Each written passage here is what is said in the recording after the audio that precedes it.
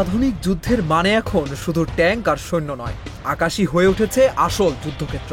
গাজা থেকে ইউক্রেন, প্রতিটি সংঘাতে দেখা গেছে ড্রোন ও স্টেলথ প্রযুক্তির দাপট।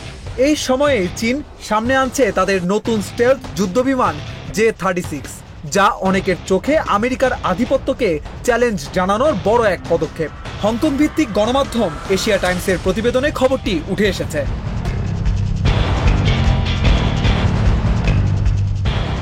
J-36 হল চীনের সর্বাধুনিক ষষ্ঠ প্রজন্মের ফাইটার জেট, যার নকশা তৈরি করা হয়েছে রাডারে ধরা না পড়ার জন্য। মাত্র কয়েক মাসে দ্বিতীয় প্রোটোটাইপ তৈরি করে চীন দেখিয়েছে তারা এখন আর কেবল অনুসারী নয়, প্রতিযোগী।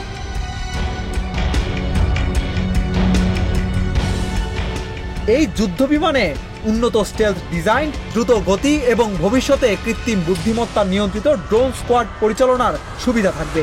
অর্থাৎ একটি জেট একসঙ্গে একাধিক ড্রোনকে নির্দেশ দিতে পারবে, যেন আকাশে পুরো একটি দল কাজ করছে।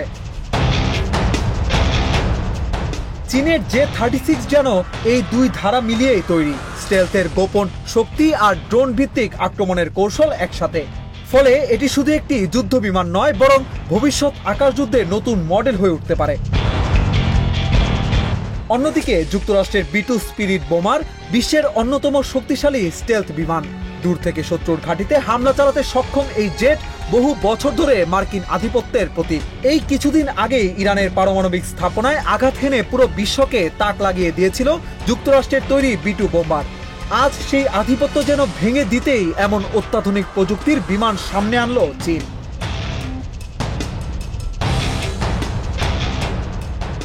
প্রশ্ন এখন একটাই, এই প্রযুক্তি কি আকাশে নিরাপত্তা আনবে, নাকি নতুন অস্ত্র প্রতিযোগিতা শুরু করবে?